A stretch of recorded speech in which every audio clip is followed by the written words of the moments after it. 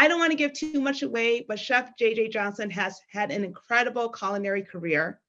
And moderating the discussion today is Ayana Aline Grant. She is Yelp's Senior Director of Social Media, who has expertise in building and leading high-performing digital communication teams. The two will discuss how to navigate your own path to success as a business leader, no matter what your trade is. And I'll let Ayana take it away. Good morning, everyone. I'm Ayana Aline Grant, and I am so excited for today. The music before was perfect because I just came off of seeing Beyonce in the last few days, and that plus today is the right amount of excellence needed to kick off Black Business Month. So shout out to you all for taking the time to carve out for yourself to be here today. I know there's a million things that I'm sure you could be doing, but you're taking the time for yourself, and that's what we're here for. This is our third annual Black in Business Summit, and we're kicking the day off with our keynote speaker, Chef JJ Johnson. Welcome, Chef JJ. Thank you for having me. Thank you for being here. Also, happy belated birthday. Your birthday was yesterday. We have two Leos, both from Caribbean backgrounds, freaking together, so it's going to be good. Well, I didn't turn up because I wanted to be a responsible person. Yes. Hanging out with you. So maybe I'll be turning up later today. For the weekend tonight, we appreciate that. So I'll share some background on JJ before we jump into our conversation. So Chef JJ Johnson is a James Beard Foundation book award-winning chef, TV personality, and author, best known for his barrier-breaking cuisine, informed by the Caribbean flavors of his upbringing. He is a James Beard nominated chef de cuisine at the Cecil and Menton's, both based in Harlem, New York.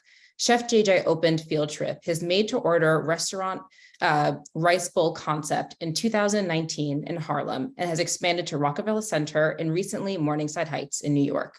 Field Trip was one of the only fast casual restaurants on Esquire's America's Best New Restaurants in 2020.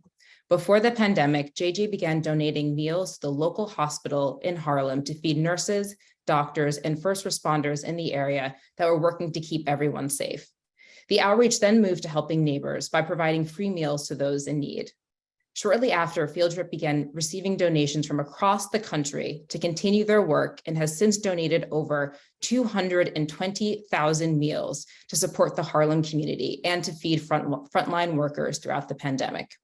Chef JJ is the television host of Just Eats with Chef JJ, airing on TV One's network, Clio TV, and a finalist for the 2022 James Beard Foundation Awards Best Chef in New York State. Hello, Chef. How are you today? I'm great.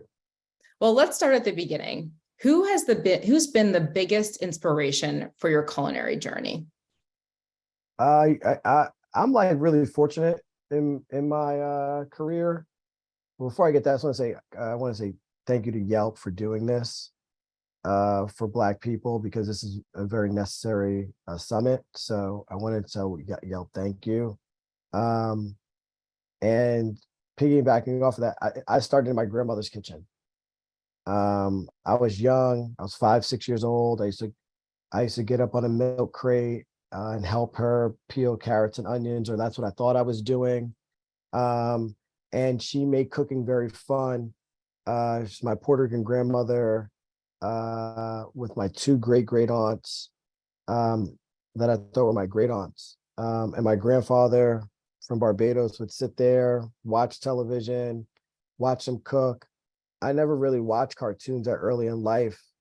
And as I grew up, I used to see the table be one of the most fun places in the house. Now, if you're from an immigrant family, or anybody knows that the table is the safest place in the house, especially in the era that I grew up in. Now, yes, there was arguments. Yes, there was tears. But my grandmother made it very fun for me. And I told my parents at a really young age, about 7-8 years old, that I was going to go to the Culinary Institute of America. I saw a commercial for it, and that I was going to be a chef. And about 14 years old, my mom pulled me to the side and told me, well, we worked really hard here. Why are you going to be a chef? Black people have been cooking their whole life. Right. Yes. But I told my mom, don't worry, it's different. Right. So I was always trying to inspire, but a perfect person that pushed me through those moments in my high school years of cooking was my father. My father was a big believer that you shouldn't live life like you coulda, shoulda, woulda. Yeah. And as we would go to basketball practice, he would be telling me that in the car. And as we would come home, he would say, "Oh yes, listen to your mother. She knows what she's talking about." So there was no beef in the house, but I followed my dreams. I went to culinary school, and I was the worst person in the kitchen.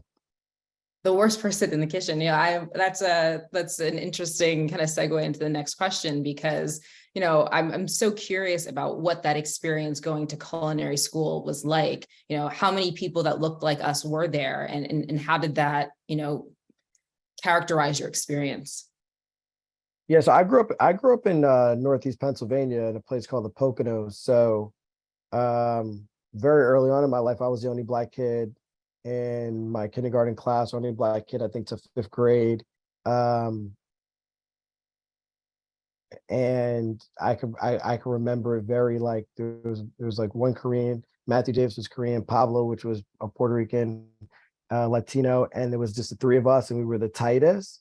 Going to culinary school, and then it changed over time, right? 9/11 happened, people started moving to Pennsylvania. It became very diverse. I think it actually is like a very diverse place right now in America. But going to culinary school was very similar. There's 38 kids in my class, and 4 kids were Black. And Yes. that to me was like, hold on, this is supposed to be this college. Like, what's The diversity. where's everybody at?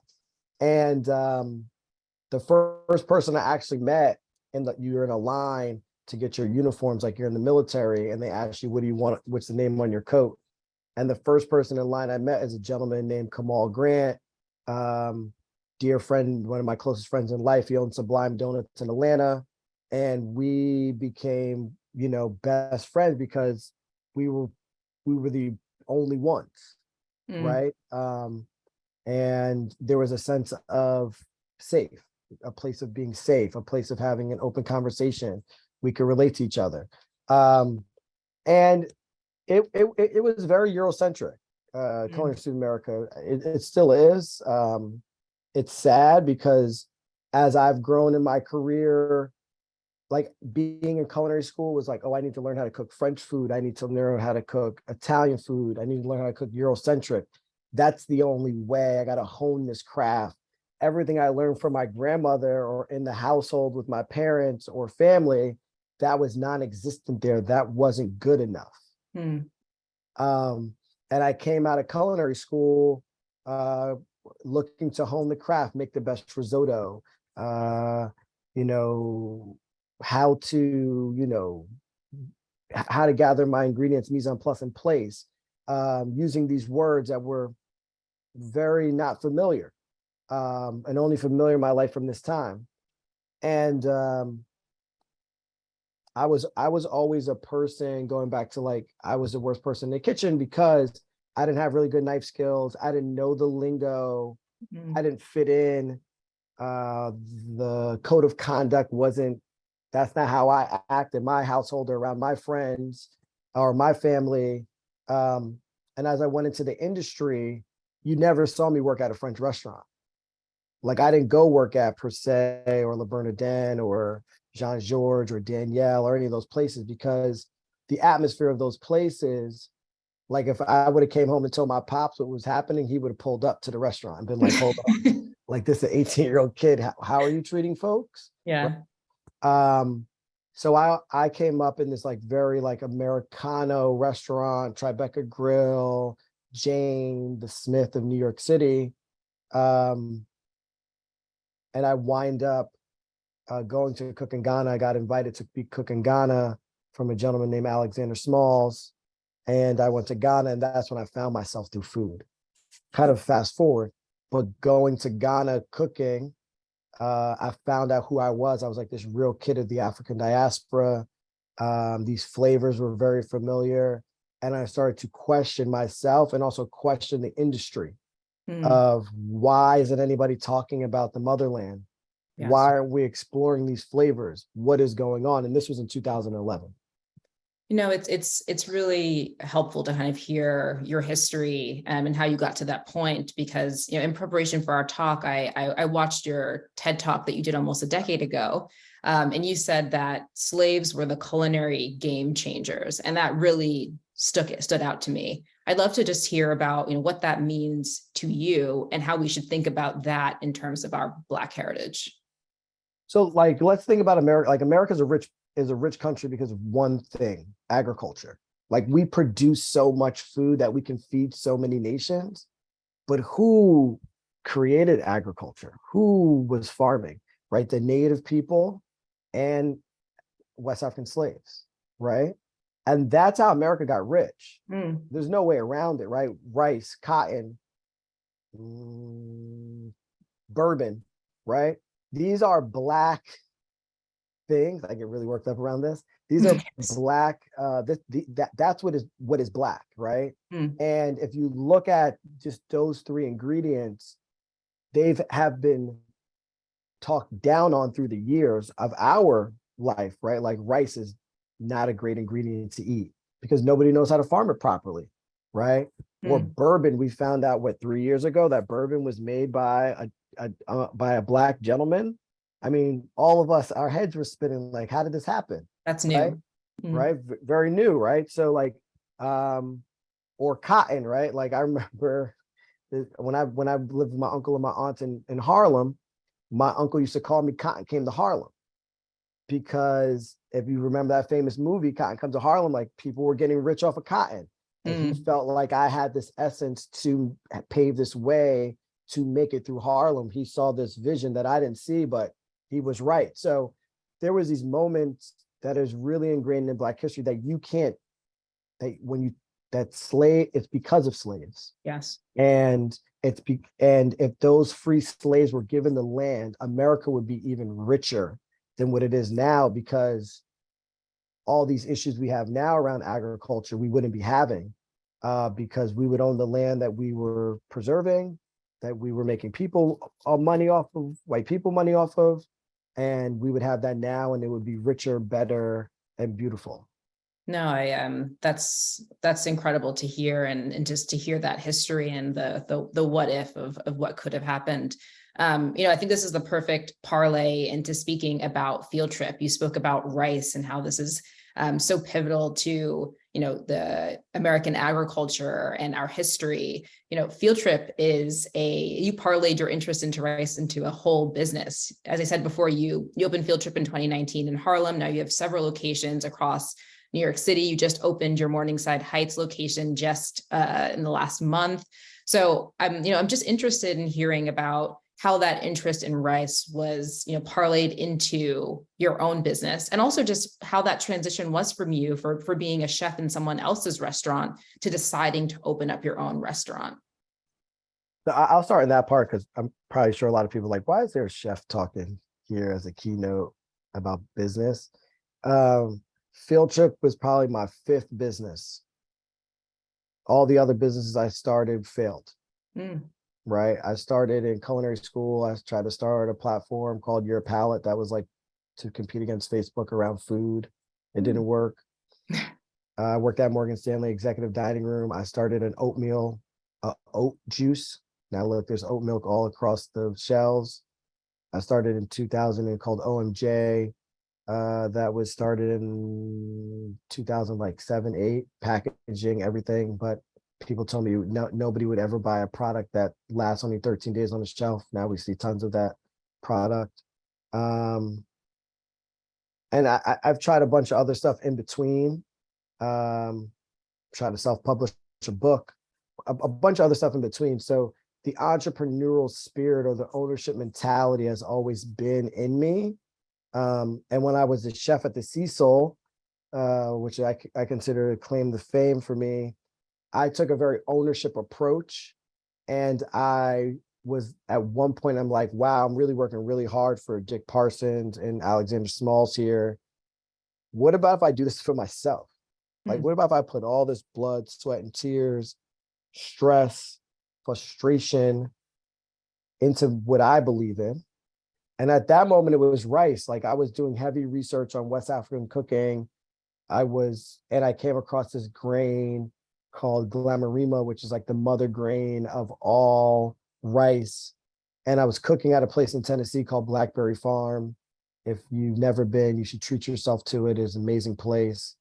And I ran into a rice connoisseur named Glenn Roberts, who owns Anson Mills. And I ran up on him and I said, Glenn, I don't know, we don't know each other, but I'm sure you have somewhere to go. Can we talk about Glamarima? And he was like, I'll take a seat. Like, what you know about Glamarima? I was like, I've been researching and come across that this is the mother grain of all grains. He's like, take my number, too much to talk about right now. And me and him talked on the phone for years. He actually became a mentor to me about rice and like how to look at rice. What's the right rice? What are the mother grains? And at that point, that's when I had this love for rice, because I was traveling the world, Ghana, Singapore, India, Israel. And when the food would come out and I was cooking at these events with other chefs, rice would come to the table and people would go crazy. But here you're like, you look at the news and people are like, yeah, make sure you eat your brown rice because that's the good rice for you, right? Or don't eat too much of that rice. It's not good for you. Or it has gluten in it. It was like, no, these are all false narratives around rice. So I really wanted to open up Field Trip to be a full service restaurant. I wanted it to be like Momofuku David Chang's noodle bar. I had a partner at that time, and he said, nobody's going to pay $28 for a bowl of rice. And I was like, oh, that's true. And I wasn't able to raise enough money to open up a full service restaurant. I could barely raise $500,000. And I was talking to my peers at the time, and they were raising $3 million for a restaurant. I'm like, how are you getting $3 million? People are turning me away. Like, people are telling me I don't have enough expertise. I'm like, I have all these awards. Right. It was very like mind-boggling. And for me at that time, I never liked to really point to race. Like, it was the color of my skin. Maybe I need to be better. Maybe I need to work harder. And I took the amount of money that I had. We had a really good landlord. We negotiated a really good like tenant improvement deal, a lot of free rent. And we got Field Trip open. I think, and I had about $7,500 left in the bank when we opened up the first Field Trip. Maybe that was enough to run the first payroll. Like half of that was to run the first payroll of folks. And then the rest of it really was getting then funded out of my own pocket of like endorsement deals I was doing, cooking shows, and I was like bankrolling it. And I tell a lot of folks, like, you should raise capital like tech companies. Like, you should raise enough capital to stay open for 3 years, a year. You should, especially in the food industry, a lot of people raise money to stay open for 3 months and then like it's going to be okay. It's like you barely know your business in 90 days. You don't even know your customers. You think you do, but you don't. So, and the reason why I chose Harlem is because I wanted people that look like me or look like us to consciously eat better, to have a choice to eat better. Because when you walk around Harlem, it's like Popeyes, the fried chicken joint, McDonald's, right? In our communities all around the country, right? And these big brands are telling folks, oh, nobody wants this type of food. Nobody wants your healthy-ish type of food. And it's like the Black community is based off of grains, rice, and vegetables. Right. It's not based off of smothered chicken and fried fish. Like, that's just our celebratory moments. So, but it was hard opening in Harlem because a lot of people thought it was a white business. They thought I was just this like smoking mirror guy that was there for a front, and I was infiltrating the community. How did you put yourself more at the forefront to showcase that this is your business? I am here for the community. You have to talk to people, right? You have to be. So the first conversation it was 2 guys. They came in, they ordered some food. One guy had like a Rolex, 3 chains on, some Jordans. And he was like, oh man, you don't own this spot. This you don't own this, man. This is not. And I'm like, hold on. Why can't we as Black people have nice stuff too? Like you look like I want to have a Rolex and 3 chains on my neck, and right. But why can't Black people have, why does everything that's nice have to automatically believe that it's a white business? Right. And that's how the conversation really started. And they were 2 Harlemite guys, been in the community their whole lives, around my age. And that's how it started. And then my family started coming in and bringing their friends. And then they were like, oh, then, Joan was telling her grandson, and this person was telling this person. And then the pandemic happened. And a lot of those folks that would tell me it wasn't my business. One day, the guy, I was closing the gate at night, and he was like, yo, I saw you here this morning and you're closing the gate. I know you own this spot. Like, if you were just a front, you wouldn't be here during the pandemic doing all this. And the pandemic helped really bring a lot of awareness in the community for all that we were doing, and a new business that was on the block. No, definitely. And from your story, it sounds like resilience is definitely a key theme throughout your journey. And go ahead. Yeah, I mean, I never closed Field Trip during the pandemic. And I'm sure a lot of people can relate to that, tune in. It's like, for us, there's always hard days, right? So like my dad would always say, like, you're gonna have hard days, man. This is what it is with being Black. You're gonna have hard, you gotta get through it. You gotta push, right? So they never, in my mind, I was like, Danny Meyer put out a statement early on the pandemic, like, don't worry, y'all, just close your restaurants for 3 weeks and we'll be right back. And my wife is a nurse, and she was like, no, that's 3 months. Don't close your spot. Don't listen to him. You know better, right? And a lot of my friends closed their restaurant listening to him, and now they don't have restaurants. I never closed. That was never an option. And also, like, people were working for me, like, what were they going to do? Right. So we worked on, people were working 10-hour weeks just to make sure they had some type of money until we were able to build it up. But no, there was never a day that I ever thought about like closing Field Trip or giving up in any of the moments, not even during the pandemic, the early on stages with the $7,500 in the bank account, or somebody telling me you won't get enough money, like always just fighting through and figuring out who's going to believe in you through the process. No, that's you brought up the amount of growth that happened during the pandemic. And when we previously chatted, you mentioned negotiating rent forgiveness with landlords as an example of a lesson learned during the pandemic. You mentioned the one about your wife saying don't close. What are the other lessons that you learned in the last few years that contributed to your growth that could be beneficial to those that are listening in today? I think the biggest thing I've learned, we used to have a location at the U.S. Open tennis tournament for 5 years.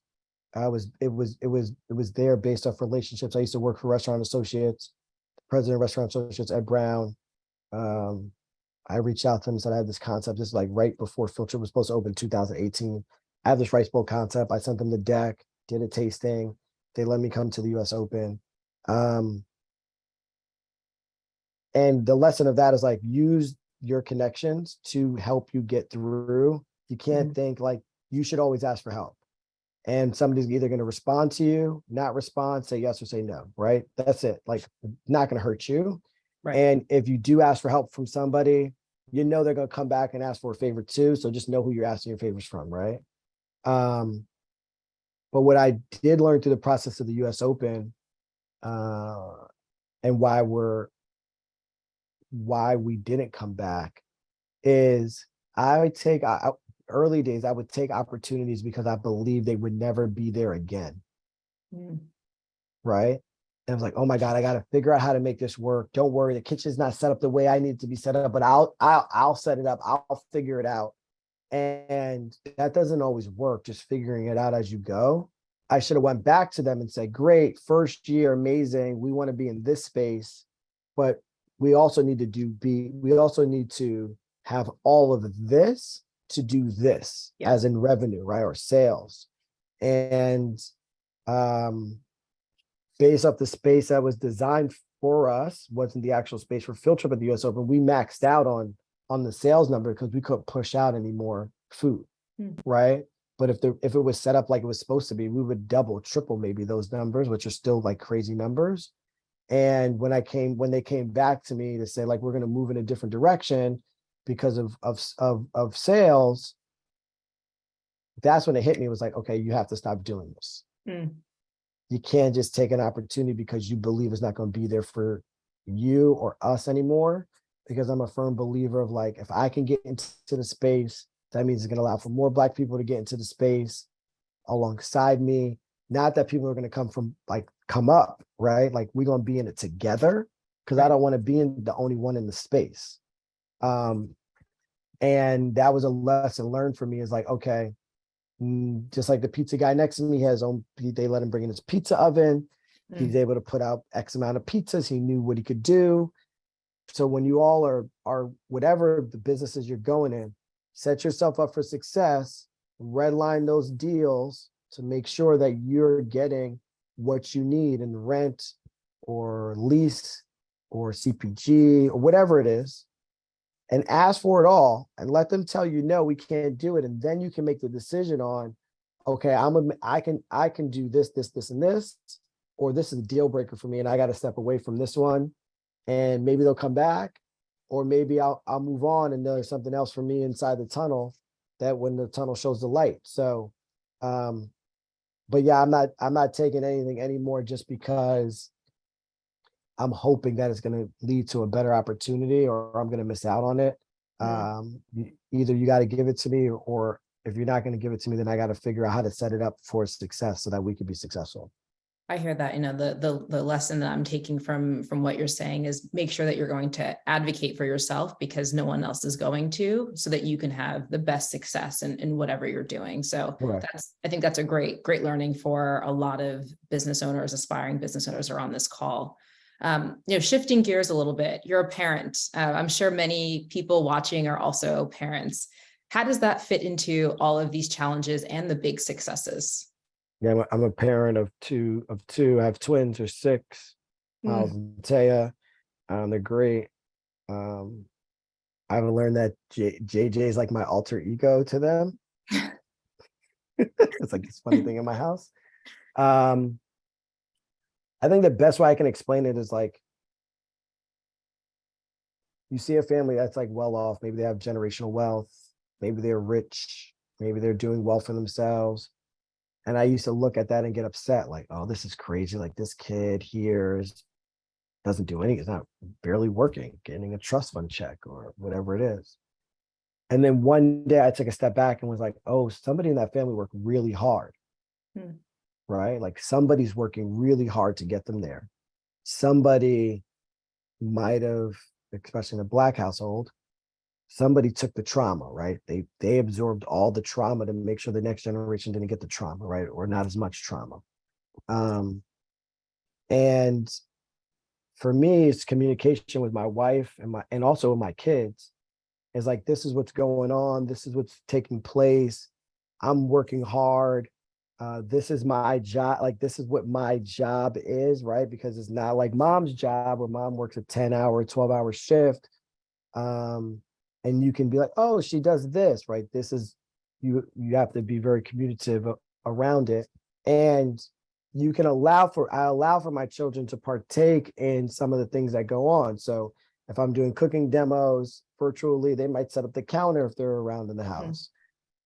If during the restaurant getting built in front of Columbia University in Morningside Heights, they would go there and look at the space on the weekends and be like, oh, I saw this change and this change. So making them feel very much a part of it, and not that there's no disconnect, and just letting them know that you're working hard. And sometimes it's not really the children, it's your spouse or your partner that might not understand what you're doing, because entrepreneurship there's no playbook for it. Everybody's yellow brick road is different. So having that open communication of like, what's going on, what are you doing, how's it taking place? Sometimes they just need to understand, they just need to see it or hear it, versus like you just assume that they get it, because nobody gets it. My mom doesn't get it. She's like, oh yeah, so what you doing today? Easy day for you? Like, easy day, mom. What are you talking about? But my mom was a first grade kindergarten teacher, right? She has a pension. She has her master's. Like she said, she had her path of what she believed how she would roll in life. And you have to have that same type of path, but you just have to communicate more, let your kids know you're working hard for them. This could be something for them and their life later on. This is going to set them up for X, Y, and Z. You can share your whole vision. I used to think my 6-year-old kids didn't get it, but they pay attention to a lot. Mm. Yeah, no, I think bringing your family, bringing your children along for your journey is something that's very beneficial. My mom is an insurance agent. She has her own agency. And I remember when I was a kid, I used to go into the office and do filing and see customers and saw customer interactions. And I think all of that helps shape whatever your children do in the future. Watching your parents do what they love is very impactful. Correct. So I come from the marketing world, and whether you're trying to open up a business, you've opened up a business, you're trying to sustain, marketing is incredibly important for your success. I'd love to specifically talk about social media. What marketing channels for you have been the most effective, in different stages of your business? How do you feel about marketing in terms of business? Just would love to just hear your thoughts. People have a lot of feelings about social media. No, people have a lot of feelings, I think, about marketing. Well, I think marketing is good, different than PR. I think that's like one place let's start. Like public relations and marketing are two different things, two different line items on your P&L sheet. Don't put them together, right? I think when you think about marketing, people, for me, is like return on investment, right? What's the return on investment here when I hire head of content? And I think there's 3 areas I look at before I really get into like my personal feelings. Is like, one is this marketing going to get me more investors or and keep my investors happy? Maybe my current investors, family and friends, maybe myself, if I'm funding my own business, this is going to keep me happy. Brand equity, growing the brand as an equity. And then butts and seats or purchasing the product, right? Those are like the 3 areas that I look at. And I give you guys some some brands that I'll talk about. So like on the investor side, like things that investors love is like seeing things in like Forbes, Fortune magazine, Bloomberg Business, right? They love that. They can brag about that wherever they're at.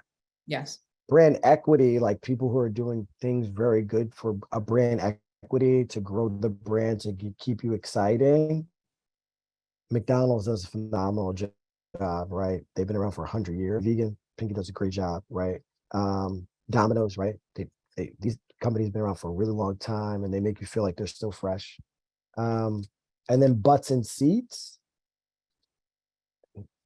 that's just a place that has a long line that you wait at, right? Or you're hearing the ticket machine, or you see the KDS screen, or the product might be potentially sold out on the shelf. And I'm a big firm believer of like a couple of different types of marketing. Like grassroots marketing still works. The person, like I used to throw parties in culinary school, the person that's throwing the flyers under your dorm room door, like, and you pick that up, like that still works. I don't care what nobody says. Like people, those Chinese restaurant menus that come to your mailbox, those Papa John, they work in a marketing way. Value customers love those things. The coupon, they save them, they come in. TikTok works. Like I'm just getting new in TikTok, but I'm watching places that have been around for years now showing their beautiful croissants on TikTok, and they have a line out the door, right? TikTok works. It's touching different folks, different generation. And the younger generation does care about food. They do want to brag about food. They do like eating out. They do like going to a place that seems cool or has the ingredients listed or gluten-free or vegan. Like TikTok really helps with that. And I use all platforms. I use LinkedIn. I use LinkedIn newsletter. I use Instagram. I use Facebook. I use TikTok now. Threads is new, so we'll see. I use Twitter. Pinterest. Some people use Pinterest to drive business, right? And then I look at all three of those platforms and who am I talking to, right? And what am I talking about? So like my LinkedIn newsletters are very focused on business, right? Entrepreneurship. Instagram is a catch-all. Twitter, I'm an expert. I have a chef in front of, I have the name chef in front of my name. People are looking for expert information, right? Twitter, current events, news, like that's how I view the stuff. But you can twist the things to fit those areas to drive people. And after COVID, before COVID, influencers were going away, right? We were going to, you were seeing newsletters coming back. Well, newsletters also is a great thing. We were seeing newsletters coming back. And then now we're seeing newsletters and influencers back because, especially in the food space, people don't know where to eat because you don't know what's open or closed.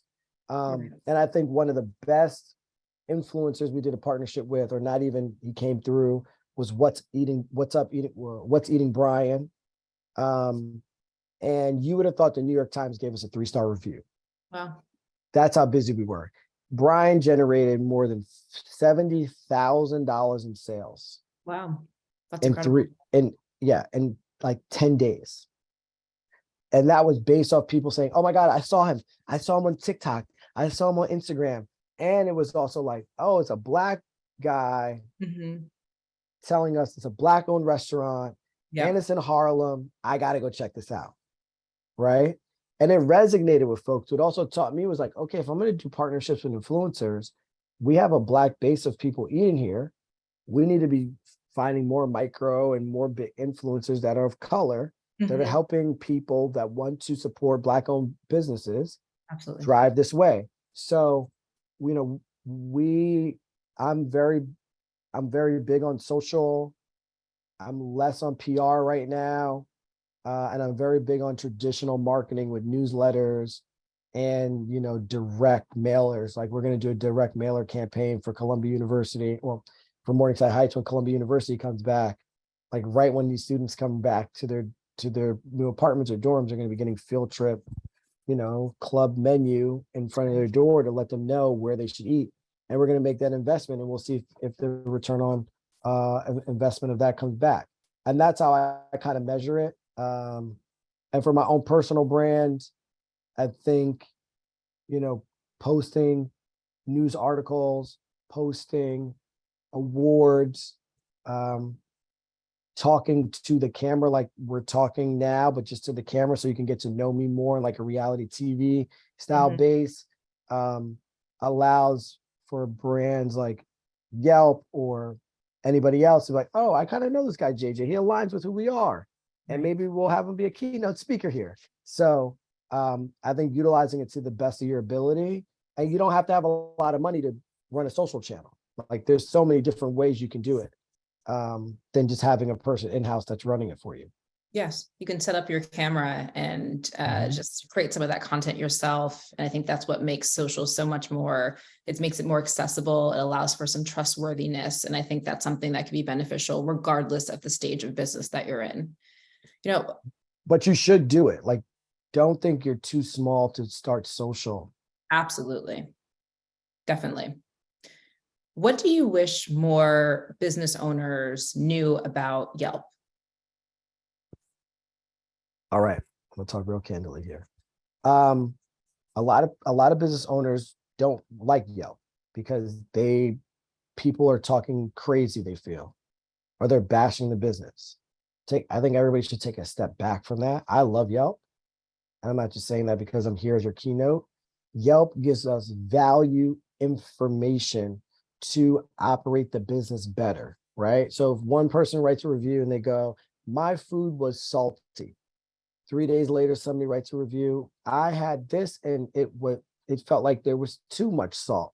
I'm able to be like, hold on, I see this keyword of salt constantly popping up. Let's go back and taste the food to see if it is salty. Let's bring a collaborative, a bunch of folks that work here and we're going to taste, right? Or my customer experience when I came in, the people weren't giving me eye contact, right? You should be using it as a useful resource, and you should be responding to folks who are leaving reviews, good or bad. It shows it shows people that are utilizing Yelp to tell them where to go and eat or wherever, that this business cares about the good and the bad, and it will give you more revenue. So we respond to a lot of reviews. We have a lot more since we have 3 locations now. It's a little bit more difficult, but Yelp for us, we utilize it, and every market also has like a Yelp customer service person that you can reach out to that can help you set up your page, run Yelp ads, tell you keyword searches. So like use Yelp also to your advantage to help run your business better so that people know how to search you. Because at Rockefeller Center, I constantly see tourists like this. They won't order the food. They'll be like, should we come here? And our Yelp score early on in Rockefeller Center was really bad. It was like a 3.8, right? And I believe like if you have below 4, people are going to eat there. And we were just a new business. We were in COVID. We didn't have enough staff. There was a lot of, we were running like a skeleton crew, brought in a new manager. I think we were like 4.1, 4.2. Last time I checked, it could drop, but people use it and go, okay, what did they eat? What does the pictures look like? And you can upload your pictures. So you should use it to your advantage, because that's what we do. And it definitely drives people. I also think the secret thing for Yelp, and I don't know if you guys still do this, is you have like an influencer. Our Yelp Elite Squad. Yes, the Yelp Elite Squad, where you can run a Yelp Elite Squad for that location or whatever you're doing to help drive business. It will cost you, but it's great. And I haven't done one in a long time, but I'm going to do one for Columbia University location, Morningside Heights. We did that in Harlem, and we did it with like 50 folks early on, and it drove business for us.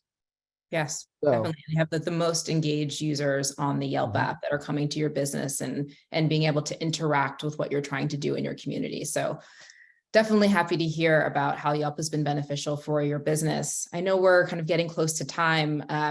Last section is going to be rapid fire questions. Don't think, just respond. What is your favorite restaurant in the US that is not yours? wow. Like, come on now. My favorite restaurant in the US that's not mine. I eat out so much. I'm probably going to give a big shout out to Nina Compton in New Orleans. She has 2 restaurants there, Bywater and Lecomte, can never pronounce it, Lecomte something. Her food is delicious. I love how she's using Creole ingredients and Caribbean ingredients together. So if you're ever down there, guys, in that area, great. But I could go state by state and tell you my best spot. So we'll follow up and we'll create some content on Yelp for Business with all your favorite places. We'll come back with that. If you weren't a chef, what would you be doing? I'd probably be a Division I basketball coach. Okay. I'm surprised that you're saying that you would just full-time be an author, because your next book, your latest book, The Simple Art of Rice, is coming out in September. So yes. I feel like you're an author as well, if people do not know that. I am an author. Yeah. A lot of work. But no, I'll be a basketball coach. My grandmother used to tell me that she thought I would be the president of the United States. Hey, there's time. I'm good. I'm good right now. I'm good. What lesson has been the most helpful for your success? Dick Parsons, ex-CEO of Time Warner Citibank, once told me, banks don't go out of business because they went in the credit card business. Banks went out of business because nobody's paying attention to the cash. Mm-hmm. And when I opened up a business, I understood what he was talking about. I literally look at the bank account every morning when I wake up to see the cash flow, to see if things got deposited. I never don't go a day without logging in to see what the cash is. And if I don't, and seeing what came in and out of the bank. And if I see something that I don't know, I contact our accounting office right away. That's very helpful. What book or podcasts are you listening to right now? What's a podcast? If I Made It, is that what it's called?